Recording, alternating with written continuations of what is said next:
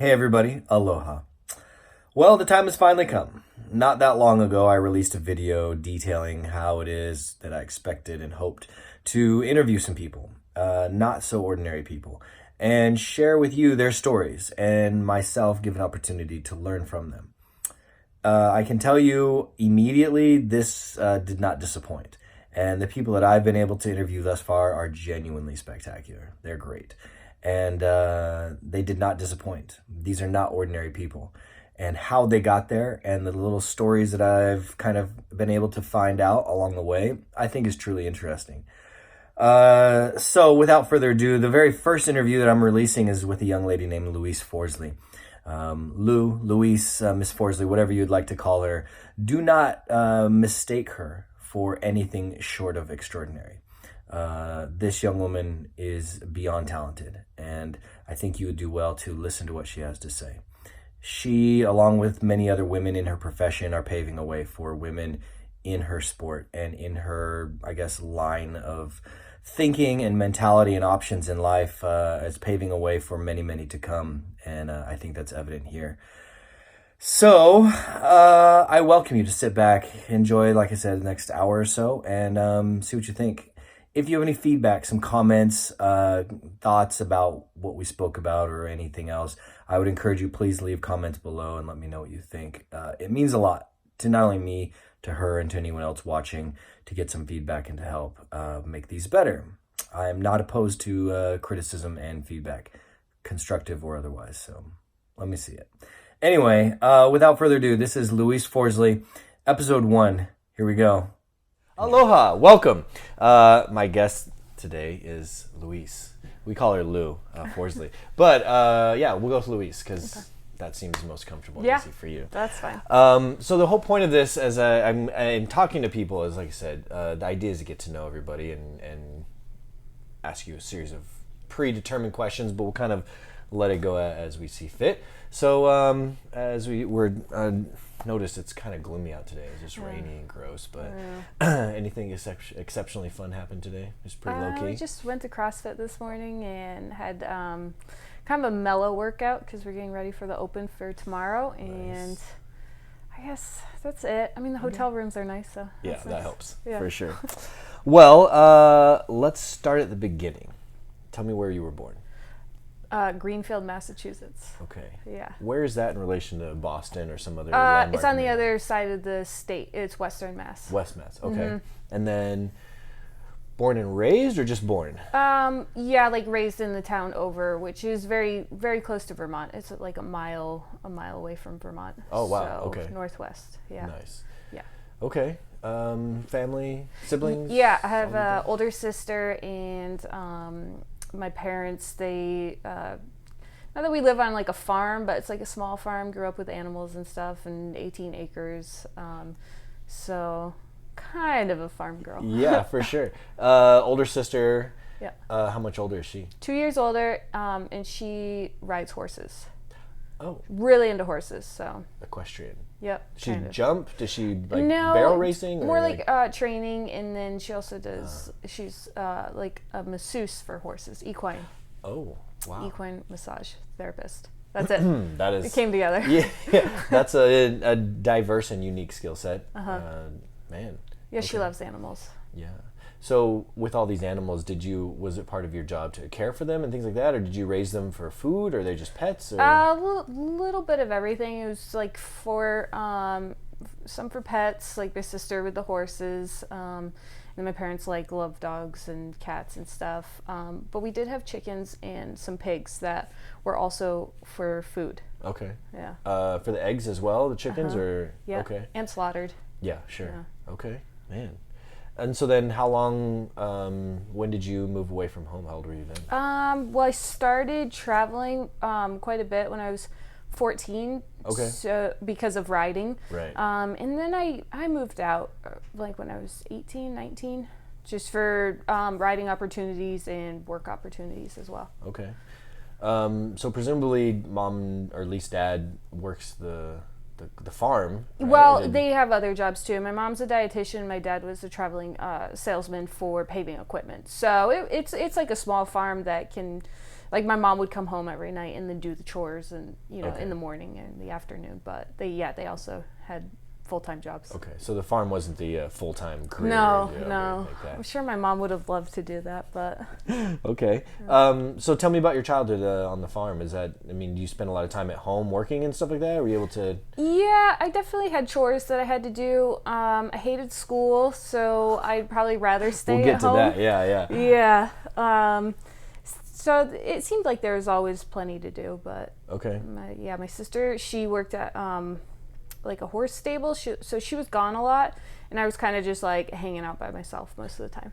Okay. Yeah. With that much land, neighbors? Did you have? Yeah, some neighbors, like a few houses around us. Yeah.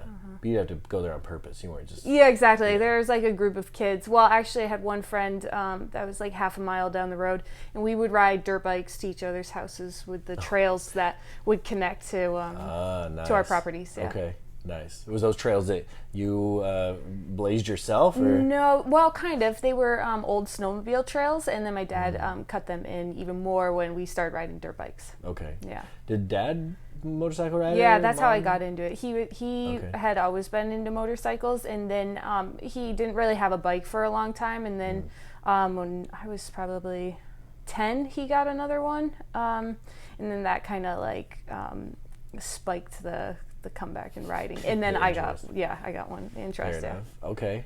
Mom rider? No. Not so much. Nope. How'd she feel about you riding motorcycles? all the I think time? she was just happy that it was something that I wanted to do.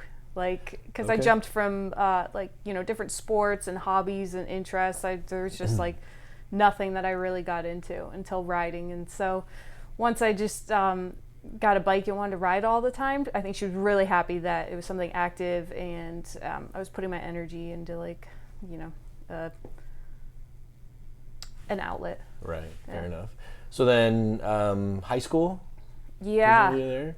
Yeah, on and off. I traveled a lot during high school. I wasn't really great at school either, so Okay. if there was an opportunity to go ride, I would always usually take that opportunity over going to school. But Sure.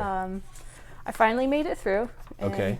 graduated, so Nice. What was the name of your high school? Pioneer Valley Regional School. Pioneer Valley. Okay. Yeah. Nice. So you didn't care for the school though? No, not Or really. school in general? Yeah, exactly. Okay. School, yeah. Fair enough. Was it the attending when you could be riding, or was it the homework, or anything particular? Yeah, it was kind of everything. All of the above. Yep, All of it. Okay. The structure. Wasn't just some learning disabilities, ADD. Being inside, I didn't really like any of that. Okay.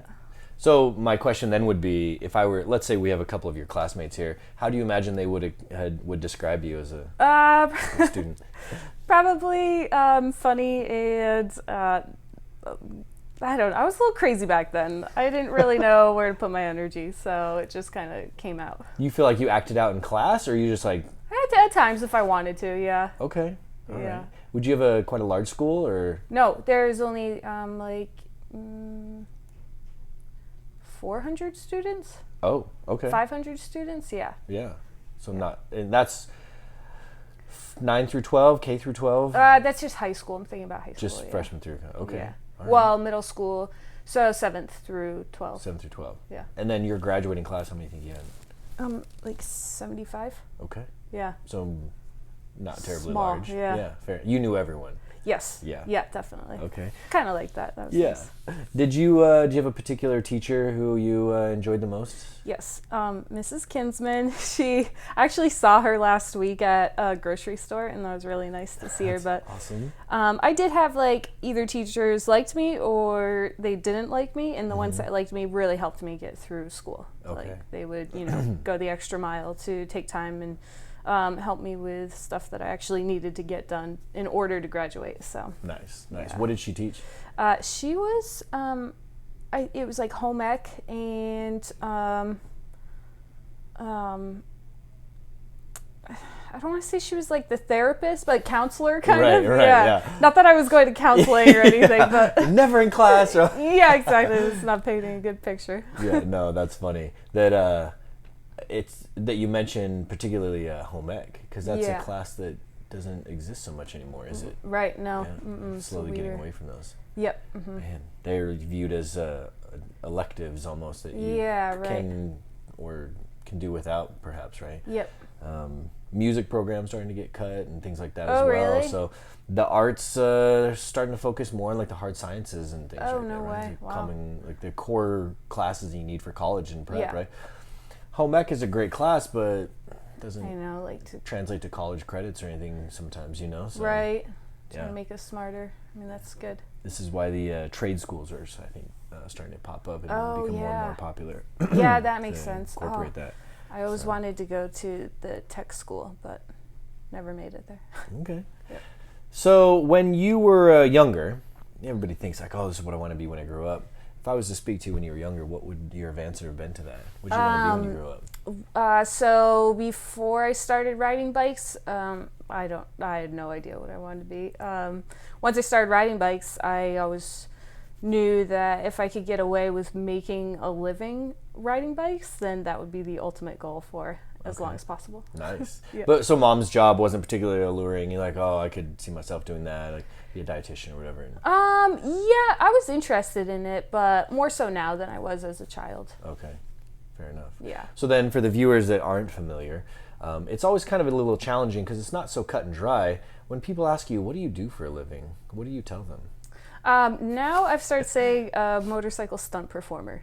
Okay. Yeah. All right, fair enough. So encompassing in that, what draws you, what attracts you to this job? Like what keeps you here? What keeps you doing it? So because I've always wanted to make a living riding bikes, this is a job that gives me that opportunity because thank God for some reason they did want bikes in the show. So then they had to find a female rider who had the abilities to perform those stunts. And luckily I had the background for it. Before I got this job, I was just banking on racing and sponsors to bring the income. Mm-hmm. But that's very difficult because the motorcycle sports that I was in just didn't have like a whole lot of money in them. So it was kind of more of like you needed big sponsors, and then along with the sponsors, you would need to produce results, like make the podium. Mm-hmm. And then you would get paid, at the end of the race or at the end of the season, all on how well you did. So it was not consistent. There is no guarantees and it was not consistent. So by the time I was 26, I was running out of money and I had gotten 2 big injuries kind of. So I was not like able to really make any income. Mm-hmm. And I was also about to be kicked off of my parents' health insurance. So this job, I heard about this and it was a really good paying gig. They needed a female motorcyclist, and there's health insurance. So that's kind of all I knew about the job. And so I knew that is what I needed to do next. Good enough. Yeah. So the NATC, 1974, formed, right? What does NATC stand for? North American Trials Council. Okay. So then you started riding early 2003, if I'm research is correct.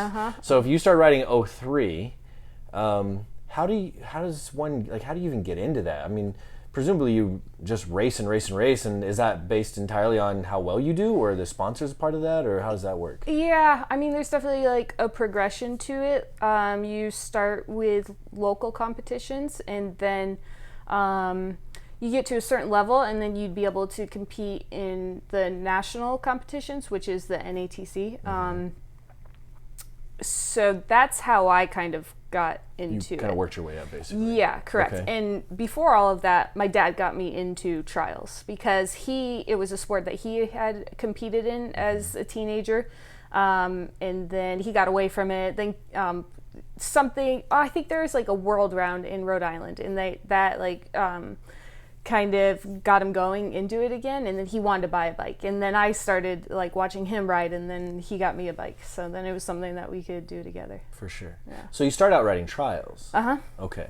And then presumably at some point, where did that transition, because walk me through this. What's the actual? Because there's Supercross and there's Enduro and there's Arena Cross. There's all these things. So, if you had to identify with one in particular, what would you say that is? So trials that's what I started riding, and I did that for about 10 years. And it's maybe it's like a smaller motorcycle sport. It's not as popular as Supercross, motocross, enduro, but it's a really good foundation of motorcycle basics because it's a very technical sport. It's all about riding over obstacles and balancing, so you're not like you're navigating through a certain section, and the point is that you don't want to put your feet down to catch your balance or to fall over or something. So it's kind of like golf. They base you on your lowest score. Okay. So that's kind of like, that's just one motorcycle sport. Right. And then there is like enduros and motocross, supercross, endurocross, and that's done on bigger dirt bikes. Okay. Like the electric ones that we have at work, that's like a bigger bike than the trials bikes. Sure. And so those dirt bikes are made for more high speeds racing. Faster, bigger jumps, all that stuff. Okay.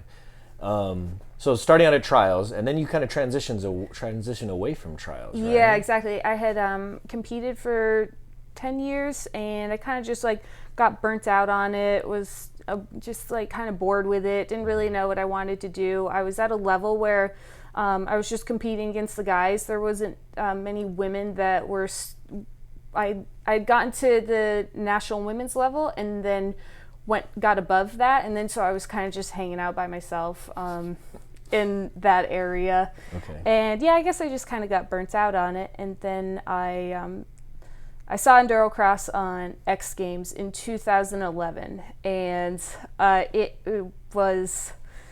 it's a race with obstacles on the track. So it's a lot of obstacle riding on a dirt bike. And so I saw that, and I realized that that was the next thing that I needed to do because of my trials background. I knew that I would be pretty good at it. So then that's what made me get into Endurocross. Okay.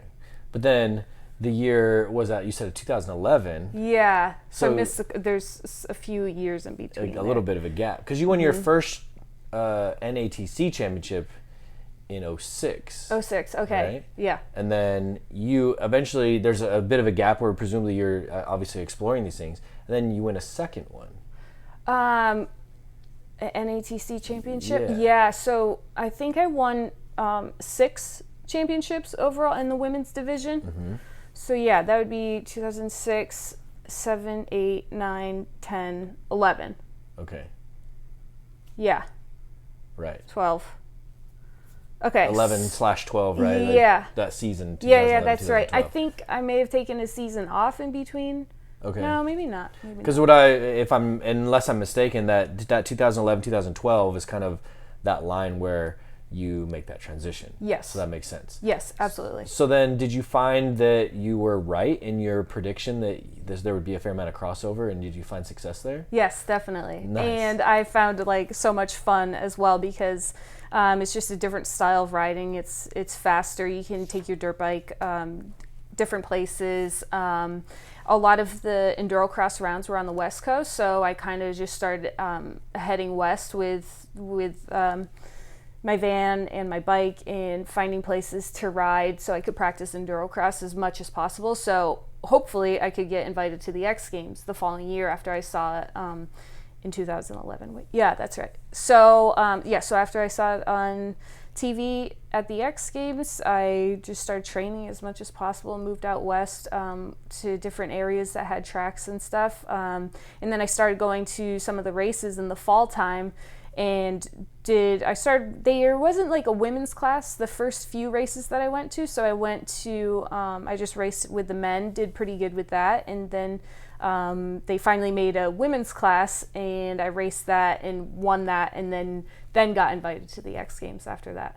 It's funny because there's a common theme here where you're racing against men. Yeah. A lot. Yes. Right? So did you find that once you got to racing other women, there was an exceptional amount of preparation by racing men, or was it pretty even as far as... It's kind of hard because the racing with the guys, they're just it's like you care a little bit less because it's like, oh, I'm just out here with the guys and I'm just going to try to do as good as I can do. Sure. And then racing with the women, it's like you start comparing yourself to them, and then you put a little more pressure on yourself because you want, like that's when you have the opportunity to win the women's class, which I think is like a little bit, not that is more important, it's just somehow like there's more of a pressure on you need to be the best woman opposed to, oh, there's a girl just racing against the guys. Right. Like if she gets top 5, that's really good because she's racing against the guys. Fair enough. Yeah. Did that happen quite a bit? Yeah, a little bit at the beginning. I had some good races against the guys, which was really fun. Nice. Yeah. Yeah. And then some bad races against the women because there's like so much pressure on, oh, you better win this. Yeah. Yeah. Yeah. So then when you start racing against women, did you ever go back and enter any of the men's races again? Yeah, sometimes I would do Okay. both. I would sign up for the men's amateur class and then the women's pro class. Okay. So that once you declare yourself, so to speak, as a professional woman, you can still race amateur level as well. Could you race amateur women as well if you wanted? Or? Usually in the women's, because there's not so many women, that I would just do the pro class.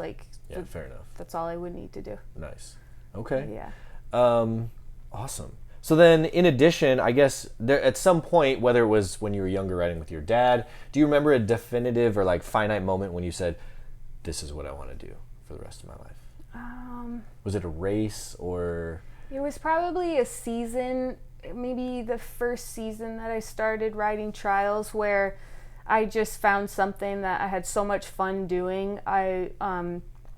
I'm not like great at a lot of things, but I am good at riding bikes, and Okay. I know that. Yeah. And so I probably felt that, being a 12 or 13-year-old with not a whole lot of confidence, and then all of a sudden you start getting good at something, and then I knew that I could get so much better too. So I think that's when I was kind of like thinking that like, man, this is so much fun. I'm good at it. If I could just like somehow make money at it, that'd be awesome too. Figure out a way to get paid to do it. Yeah, exactly. Absolutely.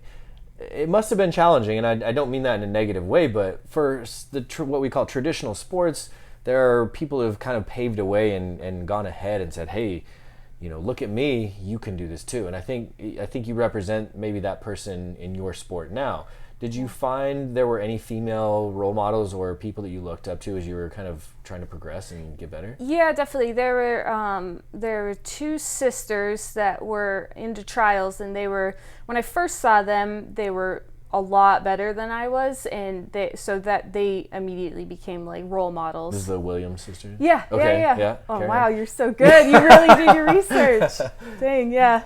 And so they turned out to be like really nice people too. So I always looked up to them, and then we became friends. I think over time I was competing with them, but I still wanted to be better than them. So I kind of did things differently than they did. They traveled with their family, and I didn't really have that opportunity to travel with my family so much. So I kind of just was sent to ride with like trainers or people that were better than me, or ride with the boys. So I maybe like just did a little differently, like a little more aggressive than they were just like having a fun family sport kind of thing. So, but still, they were totally my role models. That's awesome. Yeah. It's interesting because you can tell when you're speaking about them, like, oh man, like it was nice that they were like so kind and they were really fun and you become friends with them, but there's definitely an understanding, I think, when you recognize skill, right? And you see someone else that's better, that you perceive as better than you, right? Because I've had conversations, whether you're aware or not, with other people and other riders, even riders within our show, who say, yeah, I knew Lou before she even showed up. Wow. And like I looked up to her, like I always thought it'd be awesome to ride with her. Now you get to ride with her every single day, right? Oh, that's so cool. It's kind of nice that, to hear like, yeah, like you have role models as well, but I think you deserve to know like there are definitely people that look to you like that as well. That's nice to hear. I don't think about it that much, so it's nice to hear. I think a lot of people probably don't, right? Especially if you're busy, caught up trying to be the best you can be and you're trying to constantly improve. It's not often that you kind of sit back and think, man, there's a lot of people who probably want to be like me, right? Yeah, right. And the people that do think like that stand out quite like a sore thumb, right? And you like, really? that's what you're thinking about. Yeah, you know? exactly. So yeah, I remember that because, like I said, I had that conversation a lot. So Oh, that's nice. X Games you brought up, Yes. big moment. Yeah. Do you remember the call or the invitation? Because this is something you have to be invited to, right? You don't just sign up. Yep. Do you remember where you were and what you were doing? I think it was, so after I had won that first women's race that they put together, then it was kind of like, like the promoter and whoever put the race on was like, oh, well, you definitely are going to come to X Games because, you just beat all the girls that were just at X Games. So, Oh, nice. Yeah, so you're definitely going to get an invitation. And then I think maybe that was in like November or October. And then so maybe it was February or March. I got like an email from X Games, I guess. I don't remember it that well, but yeah, it was just so exciting. Surreal. Yeah, Okay. surreal. Absolutely. Nice. Yeah. Well, so then like it's funny because I've spoken to a couple other people about it, and the idea that like some people like that's their goal, right? Yes. It's like you're like that's the pinnacle. This is where I'm trying to get. Did you ever view X Games as like the mountaintop, so to speak? Is that Oh, absolutely. Yeah. Okay. But like growing up in trials was never at the X Games or anything. So Okay. I would watch the X Games and think to myself like, oh, that'd be so cool if I could, eventually go there one day. But it's like, I know trials will never be there because it's never popular enough somehow. So it wasn't until I saw that there was an event there, Endurocross, that like, oh my God, I could potentially go there and be in X Games. Like, Yeah. what a dream come true. For sure. So tell me what it was like and what you remember as far as like what was going through your mind and how your emotions were when you get up on the medal stand and you're standing up on that podium. Oh my God, yeah. How was that? It was like definitely the best day of my life so far is going to X Games, racing, doing well. It was like in the main race, it was definitely a battle. I think I was in the lead for a while, and then I kind of started to crack under the pressure on the last lap, and it got passed a couple times. So when I finally finished the race, I was unsure of what place I was in because I knew I was in first for a little bit, but then I knew that I'd gotten passed, and I thought maybe I got passed again. So I thought I finished, and I actually thought that maybe I was third, and then kind of like looking around at the other racers and, asking them like, well, what place did you get? I was just like Yeah. so unsure of what had just happened because it does go by so fast and then there's so much going through your brain. But once I realized that I had gotten second, I was kind of relieved because I knew that my last lap was so bad that maybe like 4 people had just passed me or something. But Just bump you out of the medal. yeah, so I was relieved that it was that I had held together for a silver medal. Okay. Yeah, Nice. that was wild. Nice. Yeah. So I guess given the format and the platform that you have, if you had the opportunity to speak to someone who's saying like, I want to do that, right? This Yeah. is what I want to do.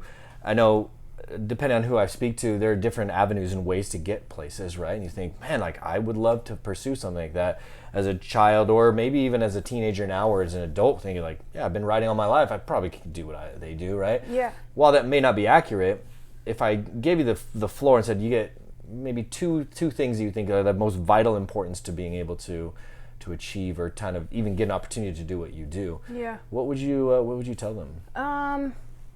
Well, so I remember when I did watch the X Games, at home on TV, I saw it and I immediately realized like, oh, I need to go do that. So then from that moment on, I just started planning about how I could do that and accomplish that, which pretty much meant to me like I need to ride every single day so I can get as good as possible in a year. I need to go to the races that are left, so I'm like immersed in the events that are still going on, because there's like the X Games and then there's a series of Endurocross races. I also knew that I needed to go race with and train with guys that are better than me. I needed to pretty much just put myself in the position that would make me a good racer for Endurocross. So yeah, that's pretty much just forgetting about everything else in a daily routine and putting all of your energy into riding, training, traveling, whatever it takes to get yourself to the races and to train constantly. Sure. There's a common thread, especially with professional and elite professional athletes, in that it becomes a bit of seemingly an obsession. Yeah, like definitely. it kind of consumes you, right? Yes. You eat, breathe, sleep this goal, right? Did you find that was a lot of your mentality and your focus, and were you able to focus on anything else? Not really, which I think is good for me. I think I can have an addictive personality, so if I can put it into a good addiction, something that's healthy, then it's probably going to help me be a better person all around, because I'm focused, driven. I have a goal, something that I need to achieve every single day. Like, that keeps me pretty happy and content and moving, opposed to people just hanging out, which I don't do well with. You start getting into trouble. There's idle time, right? Yeah, exactly. Yeah, for sure. So yeah, it's definitely, I think for my whole career of riding, it's been the best thing that could have happened to me. Yeah, stay focused. Yep. So I don't think it's unique to any one sport in particular, or I guess even that, for that matter, career. But a common thing that tends to come up is people get nicknames. Okay. Did you ever have a nickname?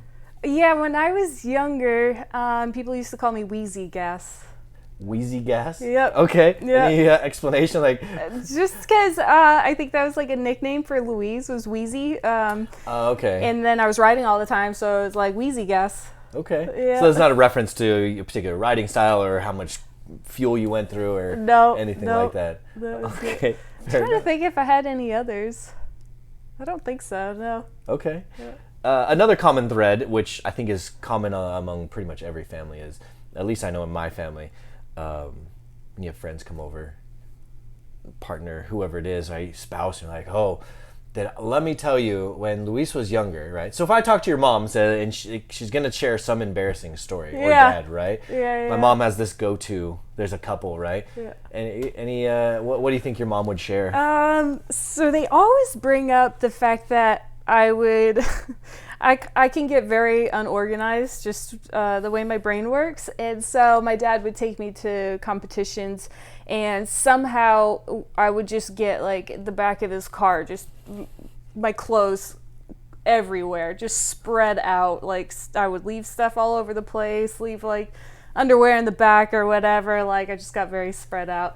I would also always leave something in, like, each hotel that we would go to, or trailer place. So my mom would always say that there's just like a trail of my stuff spread out across the country, probably, or the world. He could just follow you around that way. That's awesome. So speaking of that, and the idea that, there's this trail, you've traveled a lot. Yeah, so much. I traveled a lot before I even got this job, and this job is, you know how it is. You just travel nonstop. So if you had to spend your own money to go on vacation, of all the places you've been, where would you go? That I would go back to, probably Spain. Yeah. I got to spend 2 months there when I was 18, and then another 2 months when I was 19, and I spent it with a fellow rider, and she was wild. So she, like most Spaniards, are pretty wild. Okay. So good to know. It was fun, and I loved the food, the culture, the weather. I would totally go back. That's awesome. I haven't been to Spain, so I'll check that off pretty soon, I hope. So that's cool. So we talked about, you kind of didn't really have a set idea of what you want to do when you were younger, but if we rewind to 7, 8, 9, 10 years old, do you ever imagine you would be where you are now? Does that seem unreasonable? Or you think, yeah, I'd believe it if I told 10-year-old me this is where I'd be? That I'd be in a stunt show? Yeah, definitely. Like riding in trials, but like doing wheelies, nose wheelies and stuff. If I told my 10-year-old self that I was going to be wearing a wig, full face of makeup, and like a black leather suit, I would be a little turned off by it. Yeah. I probably wouldn't believe that, but Yeah, I would believe the other half of it. So the costuming and all that stuff, not so much, but No, the riding no. part, absolutely. Yeah, Okay, totally. that's awesome. So between you and your sister and kind of, growing up with a sibling and stuff, did it ever cross your mind, or does it cross your mind, you want to have, would you like to have kids of your own? Yeah, definitely. Absolutely. Okay. Some people are like, not so much. But... No, I think about it a lot. Okay. Did you ever get in trouble as a kid? Yes. Yes. What was the worst thing you did as a child? Oh God, I had a little bit of a temper, so there's times that I was slamming doors and throwing things against the wall, but I definitely got in trouble, yeah. Okay. So that's not so bad. I mean, you're slamming doors. Yeah. Okay. What would be the worst thing? Yeah, me and my sister, we would fight a lot, physical fighting. Just, pulling hair, some punches and just wrestling and yeah. Was that does that start to include lamps and the throwing of things? Oh, Was yeah. that- okay. So you did some damage there. Yeah, we put some holes in the walls and stuff. That's awesome. Yeah, or Sorry, rope. Mom. Yeah. Sorry, Dad.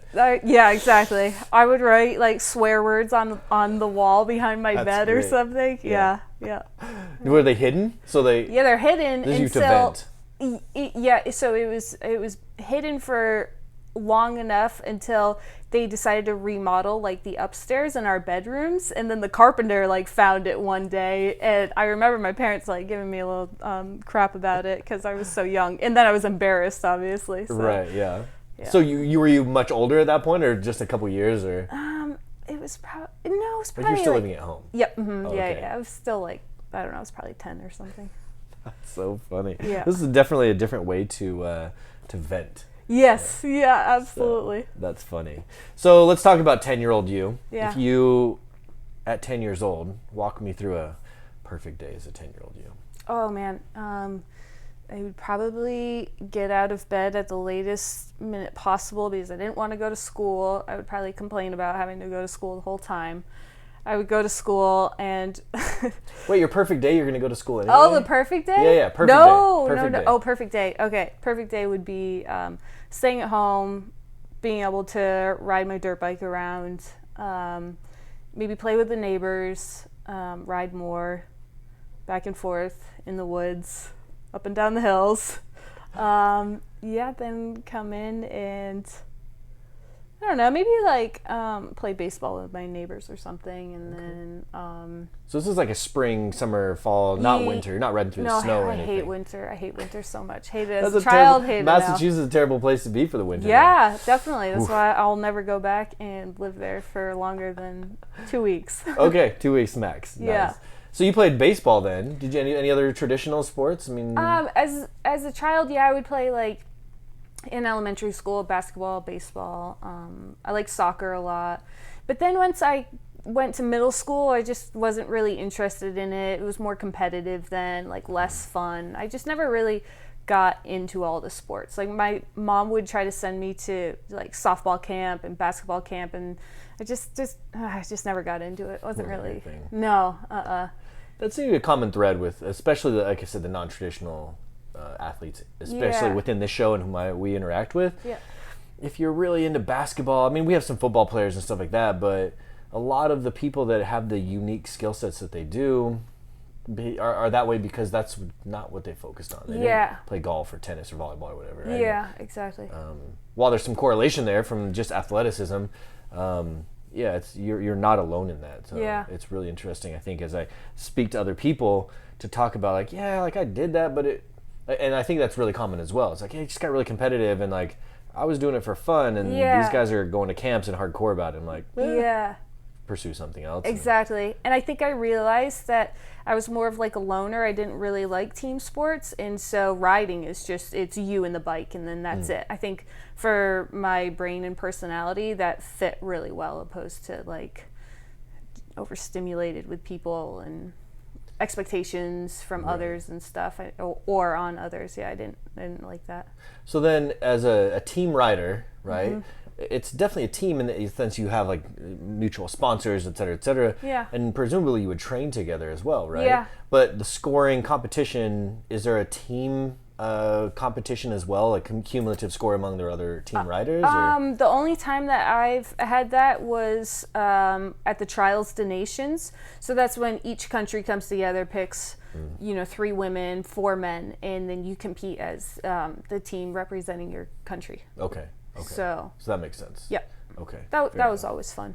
I was fine with that. But any other competition, it's mostly just you by yourself. Nice. Yeah. Just the way you prefer it. Yeah, totally. So you walked through a perfect day as a 10-year-old. Yeah. Fast forward to, tomorrow. Yeah. Or now. Yeah. Walk me through a perfect day for you now. So it still includes riding in sunshine.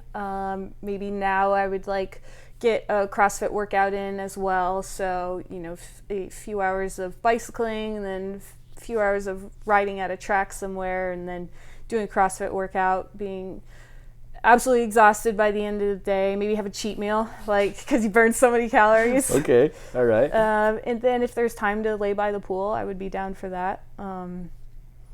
Yeah, and then frozen yogurt before you go to bed. That sounds good too. I don't know that I've ever heard that one. Really? Froyo before bed.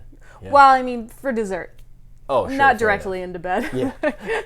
Before you turn out the light, that's funny. You just pass out, yeah. So what's your go-to cheat meal? Oh, man, so usually, when I have a cheat meal, I won't totally go all out, but I'll usually have, a hamburger, sweet potato fries, wings. I love wings. But if I'm really cheating, I would eat a big fat pizza. Nice. With wings, yeah. With wings? Yeah. Yeah, you don't mess around. Okay. No, I can. When I'm ready to put some food down, I totally can. Do you have a go-to wing spot? There's a couple places near my parents' house that I really like. Okay, yeah. so you like the local kind of pub or something. Yeah. Not the Buffalo Wild Wings, Hooters, not Wingstop, anymore. any of that. No, we used to go to Buffalo Wild Wings, but I just realized that they're not that great compared to a local place. Yeah, in fairness, not many things are compared to that local exactly. spot, right? Yeah. So, yeah, fair enough. Cool. So then you walked me through this perfect day. In your world of oh man, I can do whatever I want and kind of you have your days off. Do you find that you are exploring other activities other than riding motorcycles? Do you ride bikes? Are you riding other? Yeah, I'm pretty boring. That anything outside of the 2-wheel. So you ride bicycles though? Yes, I love mountain biking. Okay. I love street trials. Yeah, I love bicycling. I always have since a teenager. I would always have a mountain bike and just go for miles, and I still love that too. But other than that, yeah, it's usually now that I like CrossFit, that helps too. So. But I'm pretty bad at forcing myself to do new things. I know what I like, and so I'll stick to that. Well, so that's what I was going to get at, is that in the event that you ride mountain biking and then you're also riding motorcycles, that's your job. Yep.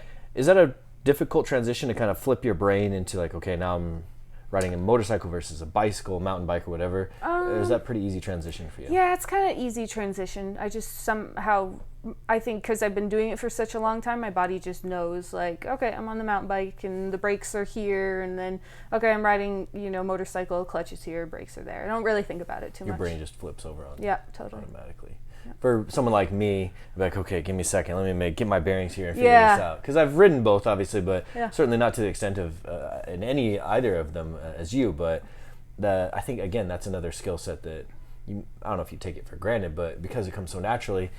Maybe it didn't always, but the fact that you can just jump on one or the other and okay, this is happening and just go. Yeah. That's again not so common, right? So, I guess so, but that's pretty cool. Yeah. Awesome. So then, I guess a couple other questions I had is, in particular, this is kind of an opportunity for you to inform or talk about. Is there any person or organization in particular that you particularly admire?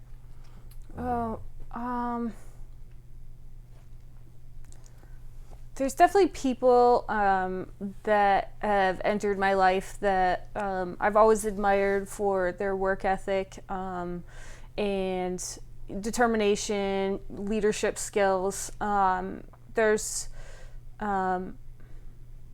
or just people who support other people as well. I'm trying to think of like an organization. I guess I would say any motorcycle community that puts on races or events, because it's a lot of work and it's just for people to go out and have fun. And then also, I guess, male racers that will openly make like women's divisions and classes. I can appreciate that. I don't know why I'm having a hard time like thinking of certain people. Sure. Yeah. Well, my guess is there's got to be there's a lot. Countless, yeah. Yeah, exactly. There's so many. I don't mean to single anyone out in particular. But no, I mean, if I interesting. started listing off names, I don't know if. They start leaving people out, right? Yeah, exactly. Or if anybody even knows who they are. I'm sure there's some people. Yeah, well, that... cause to hit pause and go Google some people, right? And Yeah, check it yeah, out. yeah. So, yeah, I always wonder because, as we talked about before, you have these people you look up to and people that look up to you and so on and so forth. Sometimes, they're, especially because of the diversity of this group of people we work with, that you can be inspired by all kinds of random stuff. That's why we're talking, right? Yeah. But I'm wondering if, especially because of the exposure to all these people, anything in particularly geeking out at right now? About certain people? Or just in general, like, I know it's like so for example, some of the performers like really got into the Pokemon Go, and we're dating ourselves in this video now, but the Nintendo Switch, like, I'm like full in, right? Yeah, right. And so I'm just curious, like, do things like that catch your interest? And because you said like you kind of become obsessed with some of these things. Yeah. I know you're really into CrossFit right now, but yeah, definitely. Probably, I guess just professional athletes that are really good at their sport and also practice it every single day. I really admire that. And these professional athletes that are willing to help others and meet people who, look up to them. That's massive, especially because sometimes you see them on TV or you see them in a different arena or stage and you think like they're kind of untouchable and they're not necessarily approachable. Yeah, exactly. Right? In your experience, you feel like, especially in the riding community, people pretty open to that? And yeah, I think so. Some more than others. For example, there's this Red Bull athlete, Danny McCaskill, and he's like the best trial street bike rider that there is, and he's just incredible. Has pushed the limit for his sport, and he is from where we were in Glasgow, and somehow one of Smalls, he contacted him either on social media or somehow, and this guy like came out and rode with us. We all went out to like get drinks one night. Like he hung out with us, took pictures with us. He was just like the nicest dude ever and treated us. And so his other fellow rider friends acted like the same way with us. They were just like really chill, cool, happy to meet us. Nice. Especially if you follow an example of someone who's probably more big time than they are.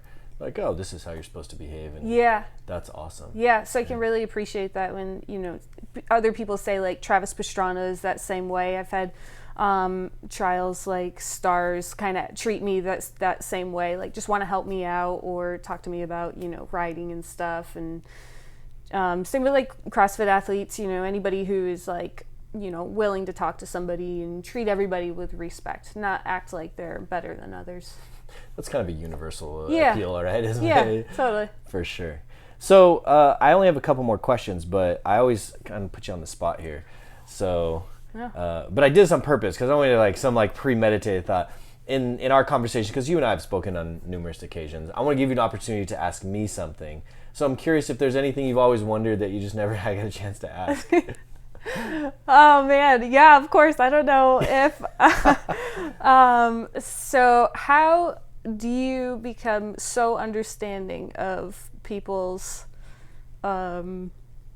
injuries or maybe lack of injuries? Yeah, that's funny. You mean like pain as tolerance, far as like being able to understand the mechanics of it all and how that happens, or like being sympathetic, patience, sympathy? Yeah. That's actually a really good question. Because I always think about that. Like, I see people in and out of your office all day, and I think, man, how is he still smiling now? How is he, like, kept his filter together? Yeah, that's funny. I I say it's funny because I don't always feel like I am as composed or as sympathetic as I want to be, because what I'm thinking isn't always what comes out, right? And everybody is that way, I suppose. But there's a fair amount, I think, of part in that inexperience, right? Having been on the other side. A large part of the reason I got into athletic training in general certainly wasn't for the money, but for the experience in that I've been injured so much. Because I played a lot of traditional sports, the basketball and soccer and water polo and swimming and things like that, right? And so I always joke that, like, because I was injured so often that I can usually empathize with people. Okay. Right? It's like, I've had that. That hurts. That's not fun, right? Yeah. Or I can say the opposite, like, yeah, I've had that. You're going to be You're fine. fine, Like, suck yeah. it up, right? You're going to be okay. But I think having gone through a lot of that, and not that I'm super, super old, but I've lived a pretty full life and being able to empathize. Yeah. You know, my parents always told me, like, you know, do unto others, right? And that kind of golden rule that you treat everybody like you would like to be treated. And sometimes it's really hard to react the way you want, especially when you're in pain. You're right. And to expect people to behave on their best behavior and to react how you would want them in a professional and dignified manner. I joke that, you know, when you're laying on the ground looking up at me in pain, like, this isn't the face you always want to look up and see, right? So I guess I recognize that usually when someone's coming to me for help, it's not because they feel 100%. Like, there's something's going on and they're looking for some kind of help in that regard. Yeah. So a lot of times I look at it and say, well, if you're trusting in me enough to come and talk to me about it, then I'm going to do everything I can to make sure that I'm as empathetic and helpful as I can be, because you don't have to come to me. Right. And sometimes you do, I guess, right? But for the most part, people come because you and I and everyone else, for that matter, I hope, have established some kind of relationship of trust and understanding that, like, I may not know everything, right? I tell you guys all the time, I'm not a doctor, but I'm going to do my best. And if I can't figure it out, then we're going to ask someone more intelligent than I, because there are lots of those, right? Okay. And figure it out together, because Yeah. that helps me learn as well. So as far as patience and the perceived patience, right? Yeah. I think that's a large part of it, is trying to remember that, you know, you don't know where everybody's come through. Right. And the day that they're having, the past that they have, and maybe it took a lot for them just to walk through that door in the first place. Right. So if I snap at somebody, or like, what are you doing here? Get out of here, blah, blah, blah, they may never actually come back, or they may never ask for help from someone else either, for that matter. Right. But if we can have a good experience and an opportunity for somebody to have interaction that's positive, say, hey, yeah, like, he didn't know, and I still don't know, but it wasn't a bad experience, like, but we're gonna figure it out. I think that's kind of where I come from as far as that approach, you know? That's very impressive. So. Yeah. I admire that about you. I don't know. For sure. But so I watched this show, and I was introduced to it many years, called Inside the Actors Studio. Are you Okay. familiar with that? No, I haven't heard of it. So the gentleman who hosts is the dean of a very prestigious acting school, and he stole this series of questions, a questionnaire from a Frenchman who basically ran a TV show, a talk show, and he always asked the same questions, right? Yeah. So I would like to ask those questions to you. Oh, okay. They're not anything crazy. You don't have to like some elaborate answer. Sometimes most of these are just one word or your very simple response. But we'll go through them and ask you anyway. Oh, right? cool. Okay. So question number 1. Yeah. What is your favorite word? Fuck. That's awesome. Sorry. Nope, I don't know. that's okay. I mean, you can bleep it out. So. Yeah, like beep. Yeah. What is your least favorite word?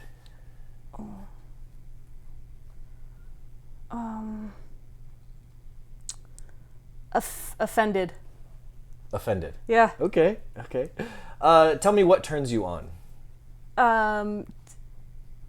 About people or Very open-ended. okay, sunshine. That's good. Yeah. Nice. So then what turns you off? Snow. Cold weather. You kind of already answered this, but what is your favorite curse word? Fuck. Yeah, it's very diverse. Yeah. It's very common actually as well. Tell me, what sound or noise do you love?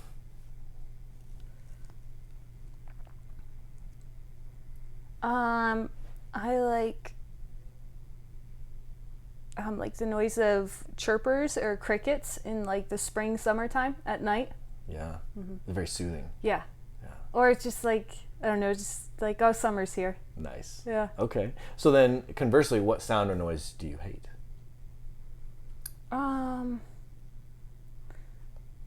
screeching, I guess. Like children, tires? Oh, no, I like tires screeching for sure. Like, I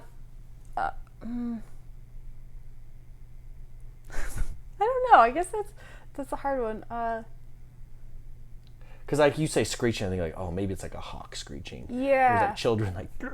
Yeah, no, I don't mind children so much. I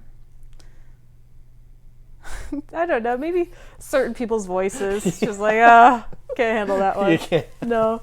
Fair enough. Yeah. What profession, other than your own, would you most like to attempt? Oh, I'd like to be to attempt, so it'd be something that I could do. Oh man, that's hard. I don't know why I'm having a hard time with that.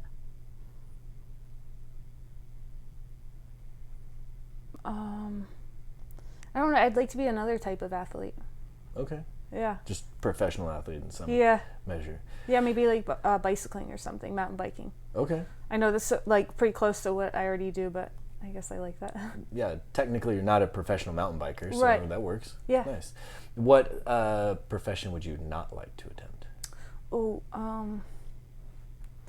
I wouldn't want to be anything that has to sit at a desk for like 8 hours a day. So an accountant. I hate numbers. Yeah. That's the worst of both worlds. Yeah. Math and sitting at a desk all day in a cubicle or something like that.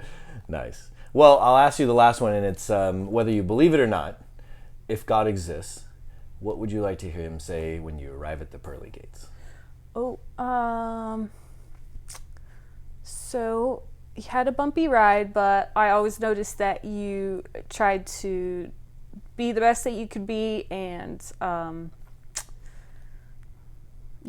just be the best that you could be and treat others with kindness when you had the patience to. I think, like recognize the good that you have done. For sure. Because we're not all perfect, but. Far from it. And I would change my first word since the swear word came up. Yeah. My favorite word would be bike. Bike. Yeah. Okay. Nice. That seems fitting. Yeah, That's awesome. instead of the other one. Nice. Okay, great. The other question I've asked, and it's, I realize as I have asked people, it can be very loaded, so I'll ask it and then I'll kind of maybe explain a little bit. If this was the last time that you and I got to speak, what would you say to me? And I immediately recognized, like, that's a very kind of sad, negative thing, right? Like, oh, you're before you die, right, or whatever. Yeah. But I often think, like, there are times where, like, oh man, I wish I had said, I don't like your haircut, or I don't like this, Yeah. or like, oh man, I really like your car. You have great taste in shoes, or whatever it is. Yeah. So, in large part, this is mostly for me and for whatever it's worth. But I'm curious, because you get the opportunity now to say, one more chance. Oh. Anything else you would like to say? Yeah, that's easy. I would thank you and, like tell you that the show is so lucky to have you, and these performers and everybody here is so lucky to have you, and I'm sure everybody else off of the show that you come in contact is so lucky that you're in their life too. And I'm really happy that we got to have this conversation, because while we do get to talk sometimes at work, it's not really in depth, and there's times where it's like, I think Jay knows what I do at work, but he probably doesn't know how I got here. Yeah. And I feel like that story is just, it's so much more than, than we know. Same with anybody that got here. There's just, this show is just such a little part of our life. That's how I feel about it, 100%, at least. Yeah. And so it's nice to talk about it, and it's probably the longest that we've ever talked before. So absolutely, probably, yeah. So it's been fun. It's nice. Good. I enjoyed it as well. I'm really grateful you took the time. I know, you. Like everybody, you got a life and busyness, so it means a lot. You would pull aside some time. Yeah, to talk, thank you for asking me. For sure, yeah. Absolutely, cool. Right on.